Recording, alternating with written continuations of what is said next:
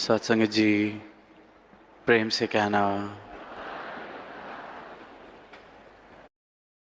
समागम का हम सब आनंद उठा पा रहे हैं, तो सारे ही संतों को, सारे ही सेवादारों को, सारे ही महापुरुषों को बहुत बहुत मुबारक कि सबकी सेवा, सबकी सबका योगदान पिछले कुछ हफ्तों से, पिछले कुछ महीनों से जो सबने दिया, वो इस रूप में सदगुरु ने प्रवान किया। और इतना सुंदर, इतना भव्य नज़ारा आज आंखों के सामने है। किस प्रकार एक एक महापुरुष ने आज सत्य की आवाज़ दी, भक्ति की आवाज़ दी, प्रेम की आवाज़ दी, मानवता को फिर जगाने का प्रयास, फिर ये बात बताने का प्रयास जो युगों युगों से संत कहते आ रहे हैं। बंगाल की धरती की भी जब बात करते हैं तो यहाँ भी अनेक संत रहे जिन्होंने भक्ति की ओर मानव को जागृत किया, इस परमात्मा की प्राप्ति की ओर जागृत किया, ये आवाज़ दी कि इस मानव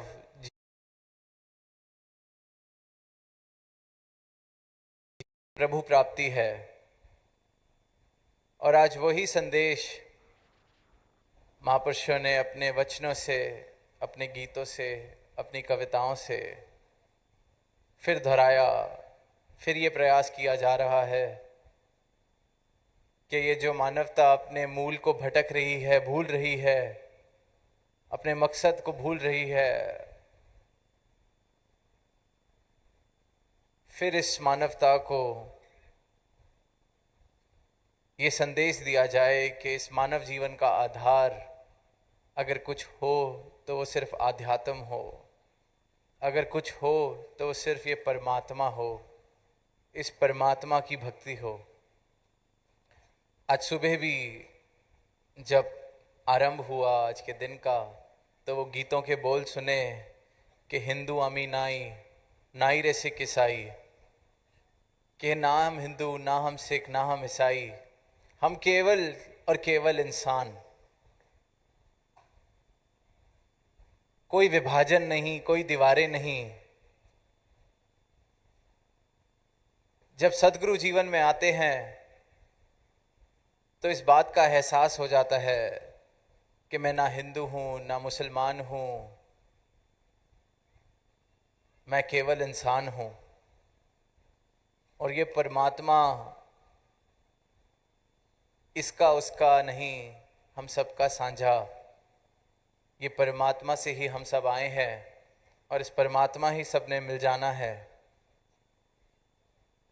तो ये जो भाव, जो दूरी बनाने वाले भाव होते हैं, दीवारें बनाने वाले भाव होते हैं, वो ख़त्म हो जाते हैं।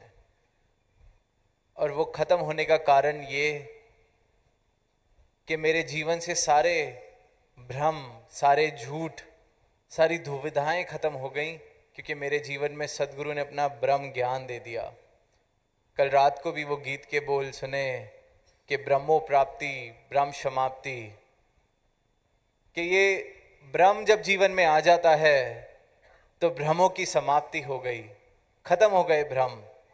और जब भ्रम खत्म होते हैं तो फिर वो रूह बोलती है कि मैं हिंदू नहीं, मैं मुसलमान नहीं, मैं सिख नहीं, मैं ईसाई नहीं, मैं काला नहीं, मैं गोरा नहीं, मैं नर नहीं, मैं नारी नहीं, मैं हिंदी नहीं, बांग्ला नहीं, मैं इंसान।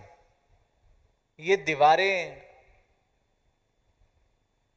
ये दीवारों का कारण नहीं है, ये तो खूबसूरती का कारण है कि अगर कोई यहाँ पैदा हुआ, यहाँ किसी भी प्रांत में पैदा हुआ, उसकी वेशभूषा, उसकी भाषा, ये तो एक अलग अलग फूलों वाली जो बात हमने सत्संग में आज भी सुनी, हर फूल के अपने रंग, हर फूल की अपनी महक, उसी प्रकार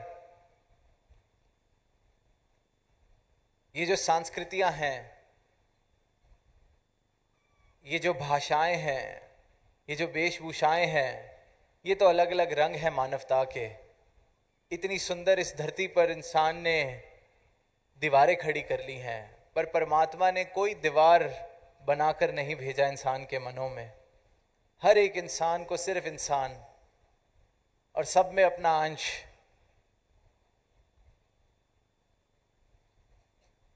और इंसान फिर फर्क ढूंढता है, नफरत के कारण ढूंढता है। ये नहीं सोचता कि हमें इतनी खूबसूरत धरती पर इतना खूबसूरत बहुमूल्य अवसर मिला है इस जीवन को जीने का। तो ये जो अलग अलग रंग हैं, अलग अलग भाषाएं हैं, हम सब मिलकर इनको स्वीकार करें और सिर्फ प्रेम हम सब के बीच में हो। कोई ऐसी बात ना हो जिसकी वजह से किसी का दिल दुखाया जाए, कोई ऐसी बात ना हो जिसकी वजह से किसी को नीचा दिखाया जाए, कोई भी ऐसे भाव मनों में ना हो जो दूरियों का कारण बने। भाव अगर हो तो सिर्फ प्रेम वाले, भाव अगर हो तो स्वीकृति वाले, स्वीकार करने वाले कि आप जैसे हैं, परमात्मा ने जैसा आपको बनाया है, मुझे भी परमात्मा ने ही बनाया है। आओ एक दूसरे को स्वीकार करें, प्रेम से इस धरा को भर दें, प्रेम अपने जीवन में इस प्रकार भर दें कि सिर्फ और सिर्फ प्रेम की महक, सिर्फ और सिर्फ प्रेम की महक से ये धरा महके। और यही संदेश कोई नया संदेश नहीं, युगों युगों से अनेक अनेक रूपों में अनेक अनेक संतों ने ये संदेश दिया है। और बंगाल की धरती की बात करते हैं तो रामकृष्ण परमहंस जी की बहुत शिक्षाओं की तरफ ध्यान जाता है, उनका बहुत जिक्र होता है। किस प्रकार हम सभी जानते हैं कि स्वामी विवेकानंद उनके शिष्य हुए, वहाँ से उनको ऐसा दिशा मिली जीवन में कि उनका जीवन बिल्कुल बदल गया, रूपांतरित हो गया। और जब रामकृष्ण परमहंस जी की भी शिक्षाओं की बात करते हैं, उनके संदेश की बात करते हैं, तो वहाँ भी यही कहा गया कि प्रभु प्राप्ति, भक्ति, डिवोशन, जीवन में भक्ति आ जाए, इस निराकार का ज्ञान आ जाए, इस निराकार की प्राप्ति करके, इस प्रभु की प्राप्ति करके सिर्फ और सिर्फ भक्ति से भरा हो जीवन, तो मुबारक है। और वहीं उन्होंने जब स्वामी विवेकानंद जी को गुरु की कीमत बताई कि जीवन में सदगुरु की कीमत क्या होती है, तो उस कहानी का इस्तेमाल किया जो हम सभी ने सुनी है। दास ने भी पहले कई बार उसका जिक्र किया कि किस प्रकार वो शेर का बच्चा जो भेड़ों में पला बड़ा और अपने अस्तित्व से रूबरू नहीं था, अपने अस्तित्व को पहचानता नहीं था, वहां भेड़ों में पलता बढ़ता खुद को भी भेड़ समझने लगा, दहाड़ने की जगह वो भी मिमियाने लगा। जैसे भेड़ घास फूस खाते वो भी घास फूस खाने लगा। और यूं ही भेड़ों के बीच में पलता बढ़ता इस बात को बिल्कुल मान बैठा कि मैं भी भेड़ हूं। और वहीं जब एक बार उस भेड़ के झुंड का शिकार एक बहुत बड़ा बूढ़ा शेर करने आया, तो वो भेड़ों में पला बड़ा शेर का बच्चा भी उस शेर से डर के भागने लगा। अब वो जवानी की उम्र उस शेर की, फिर भी भाग रहा है उस बूढ़े शेर से। और ये देख के वो बूढ़ा शेर हक्का बक्का रह गया कि भेड़ों का तो डरना मुझसे समझ आता है, ये जवान शेर मुझसे भी ताकतवर, ये क्यों डर रहा है भला। और फिर वो बूढ़ा शेर उस जवान शेर को एक नदी के किनारे धकेल के लेके जाता है और नदी में परछाई दिखाता है साथ खड़े होके। और जब वो जवान शेर देखता है कि मैं तो बिल्कुल इस बूढ़े शेर जैसा हूँ, तो वो एक पल पहले तक मिमियाने वाला, डरने वाला, घबराने वाला शेर एकदम से दहाड़ पड़ता है। उसको फिर बताना नहीं पड़ता कि दहाड़ो, उसको बोध हो जाता है कि मैं शेर हूं। और यही कृपा, यही परोपकार सतगुरु इंसान पर, मानव पर करते हैं। इंसान को लगता है कि मैं ये शरीर, इंसान को लगता है मैं हिंदू, मैं मुस्लिम, मैं सिख, मैं ईसाई, मैं काला, मैं गोरा, मैं नर, मैं नारी, मैं इस भाषा वाला, मैं उस भाषा वाला। जहां पलता है, जहां बढ़ता है, खुद को वही मान बैठता है। सोचता है कि मेरा अस्तित्व ही यही है। मुझसे कोई पूछे कि मैं कौन हूं, तो मैं बता सकता हूं मैं एक पुरुष हूं या मैं एक महिला हूं, मैं पढ़ा लिखा हूं या मैं अनपढ़ हूं, मैं हिंदुस्तानी हूं या विदेशी हूं, मैं गांव वाला हूं या शहर वाला हूं। अपनी अस्तित्व को हम इन सब चीजों से जोड़ लेते हैं। मैं डॉक्टर हूं, मैं वकील हूं। इस संसार में जहां जहां मैं गया, जहां जहां से मैंने जो सीखा, जहां जहां से जो मैंने बटोरा, वो मेरी पहचान बनने लगती है।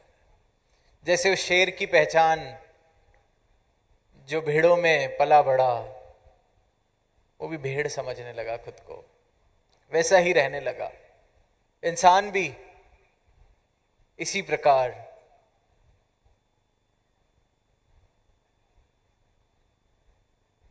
दीवारें बना लेता है, इसी प्रकार अपनी झूठी झूठी पहचानों को सच मानने लगता है। सोचता है कि इस संसार में आए हैं, निद्रा भोजन भोग भय के लिए ही आए हैं, और कोई काम ही नहीं। क्योंकि सबको यही करता देखता है, उसको लगता है इसीलिए ये जीवन मिला है, इसी को सच मान बैठता है। उसको लगता है जितनी धन दौलत मैं इकट्ठी कर रहा हूं, इससे मेरी पहचान बनेगी,